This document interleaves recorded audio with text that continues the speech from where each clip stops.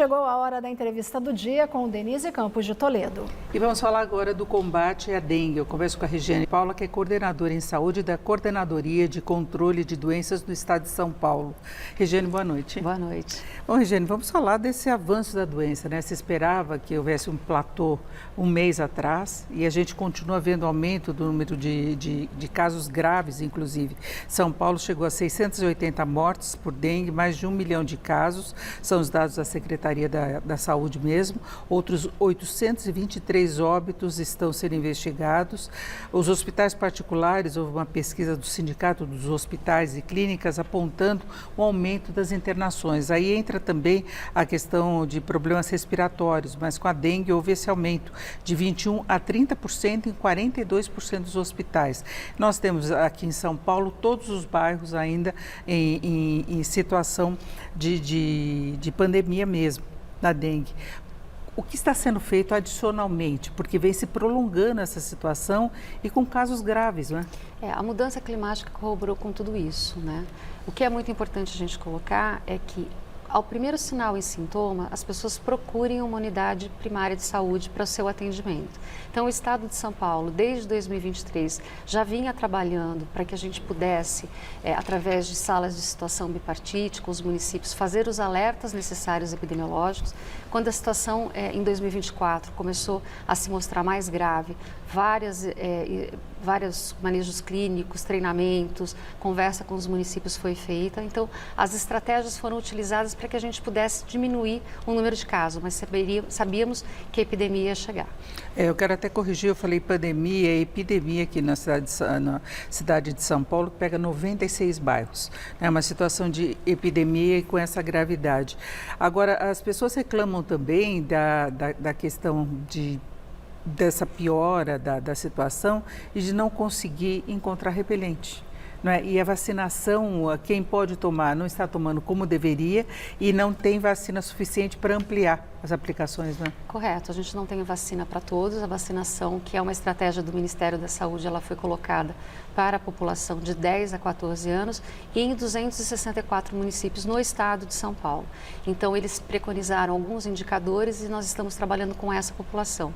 O que a gente coloca é a importância do repelente, quando você encontra, e que você use roupas claras, manga comprida, porque hoje você não tem mais um horário para dizer que o Aedes vai fazer a picada de dia ou de noite, porque mudou muito também os nossos ambientes. Então, a gente tem ambientes propícios ao Aedes aegypti e à própria picada do mosquito. Ele é mais relacionado à claridade, então? Ele está mais relacionado à claridade. Hoje a gente fala muito em lâmpadas frias. Então, o que antigamente a gente colocava como sendo algo desse vetor urbano, ele se adaptou tanto que hoje, a qualquer momento, a gente pode ter aí essa proliferação e a picada do vetor. Agora, Regiane, há queixas e investigações encaminhadas até no Congresso pela diminuição dos agentes na área de saúde. Houve menos contratações, isso é um problema que vem desde o ano passado. Eu queria saber como é que está a situação aqui em São Paulo, porque há a possibilidade de haver um controle, não é, o famoso fumacê pelas ruas das cidades, no interior. Como é que está acontecendo isso em São Paulo? Ele está acontecendo de uma forma muito ampla. O município de São Paulo contratou mais agentes e todo o estado de São Paulo tem feito esse trabalho. Então, enquanto Secretaria de Estado de Saúde,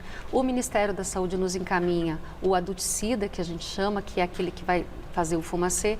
Estávamos em falta, o estado de São Paulo comprou de forma emergencial para entregar aos municípios, mas o mais importante que a gente tem que colocar é que o controle desse criadouro é aquela lição de casa de todo dia, é a eliminação do seu criadouro, é você olhar a sua vasinha de planta, é você olhar a sua geladeira, a sua calha e eliminar o criadouro, não deixar a água parada. Mas tem um problema também do excesso de chuvas. Nós tivemos até os dias mais secos aqui em São Paulo, mas a chuva pode ficar acumulada em praças, em locais vazios, em imóveis desocupados, e tem muito esse problema, não é? Tem sim. Por isso que é muito importante essa ação conjunta do poder público com a sociedade. Só dessa maneira que a gente vai conseguir eliminar, diminuir esse criador e fazer com que a dengue não tenha esse nível epidêmico que nós estamos tendo no estado de São Paulo e no Brasil como um todo. Porque dá para ter um controle químico da doença também nesses nesses locais, não é? Em que tem não apenas a ação desse fumacê que eu falei. Isso, a gente pode jogar o larvicida. Então, é aquele casa a casa. As pessoas também precisam abrir a sua casa para que esse agente de controle de endemias ele possa entrar e eliminar o criador. Ele joga um larvicida nesses locais e explica para as pessoas o que elas podem e o que elas não podem ter dentro da sua casa, do seu quintal e como adequar esse local para que a gente não tenha o possível criador. Agora, em termos de estado, tem alguma região mais afetada? Não, o estado como um todo, ele está inteiro afetado. Então, 645 municípios, a gente tem aí um estado em alerta, o estado tem monitorado junto aos municípios, tem regiões mais críticas, mas hoje todo o estado de São Paulo, a gente decretou em fevereiro já a emergência em saúde pública para o estado de São Paulo. A gente percebe, inclusive, pela notícia de conhecidos, de parentes que vão falando que estão com a doença com uma frequência assim, olha, eu tenho sentido mais próximo de mim, inclusive mais do que na época da Covid. É um excesso de casos. É porque é a série histórica maior de todo o estado de São Paulo. Então, a última série histórica que nós tivemos com muito número de casos foi em 2015 e agora a gente tem mais de 1 milhão de casos confirmados e o Brasil tem mais de 4 milhões de casos. Então, isso realmente impacta na mobilidade das pessoas, no ir e vir e nesse vetor que é urbano e transmite 4 sorotipos de vírus, mais a chikungunya e mais a zika. E tem que tomar cuidado para não ter reincidência, exatamente porque são 4 tipos diferentes. Exatamente, além de serem os 4 tipos diferentes, a gente pode ainda ter zika e chikungunya, que não está presente no estado hoje, mas as pessoas circulam muito, então a gente precisa se cuidar e eliminar os criadouros. Bom, e tem nessa época também a questão da gripe, e aí a vacinação é para todos acima de 6 meses. Exatamente. Então, a vacinação da influenza, o Ministério da Saúde liberou para todos a partir dos 6 meses. Então, é muito importante que as pessoas se vacinem. Hoje, no estado de São Paulo, a nossa cobertura vacinal está abaixo de 23% e nós temos 18 milhões de pessoas a serem vacinadas. Então, a gente clama para que a população busque a unidade básica de saúde, a atenção primária e faça a sua vacina. E os hospitais detectaram também uma procura a mais da emergência e de internações por causa da gripe. Principalmente as crianças por causa do vírus essencial respiratório. Então, é muito importante que as mães levem seus filhos para vacinar. Proteger é um ato de amor, a gente sempre fala isso. Vacinar é uma proteção muito importante. Então, que levem seus filhos e que a gente possa todos tomar a vacina da influenza também. E falando em vacina, o Brasil está recebendo uma nova vacina da Covid também. Já chegou em São Paulo? Chegou ontem no estado de São Paulo essa vacina. Chegou num quantitativo menor do que esperado, mas a gente já vai fazer a distribuição para os nossos grupos de vigilância epidemiológica, que estão próximos dos 645 municípios, para que a vacinação possa acontecer simultaneamente. Já que a gente está falando de influenza, a gente também vacina contra a Covid. Agora é o grupo prioritário apenas? Não, a gente tem grupos específicos que vão poder tomar essa vacina da Covid. Então, maiores de 60 anos, crianças com comorbidades. Então, são grupos específicos porque a quantidade de vacina também é muito específica. Mas é importante também porque é uma variante nova, né? É muito importante e esse é o momento de fazer essas campanhas. A gente está trabalhando também com outras campanhas e vacinar as nossas crianças e os nossos adultos. E você lembrava, quando você chegou aqui, que nós já conversamos na época da febre amarela, quando havia uma grande preocupação com isso. Nós tivemos um caso em São Paulo já de morte por febre amarela. Alguma preocupação maior? A nossa preocupação é que as pessoas, quando vão para as matas fazer trilha, e hoje a gente tem bastante pessoas que fazem esses circuitos, que elas tenham a preocupação de 10 dias antes tomarem a vacina da febre amarela, que está disponível em todas as unidades. A gente, infelizmente, tem um óbito de febre amarela na região de Campinas e um caso confirmado, mas que o paciente evoluiu bem e se curou. Mas a gente precisa também lembrar, são vetores diferentes.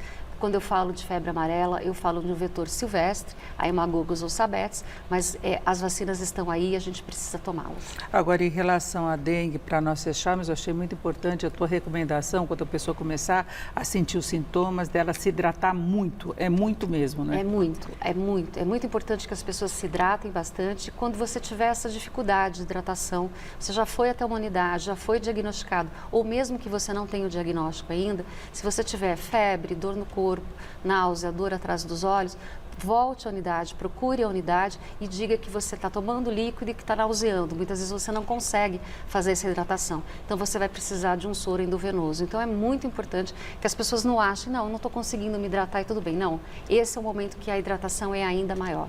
Tem que ser. E evitar a medicação, porque você não sabe se é Covid, se é gripe ou se você está com dengue, Isso né? é fundamental. O brasileiro gosta muito de se automedicar. Então, febre, dor no corpo, não se automedique. Procure um médico e faça o diagnóstico correto para que você não possa agravar um quadro de uma possível dengue.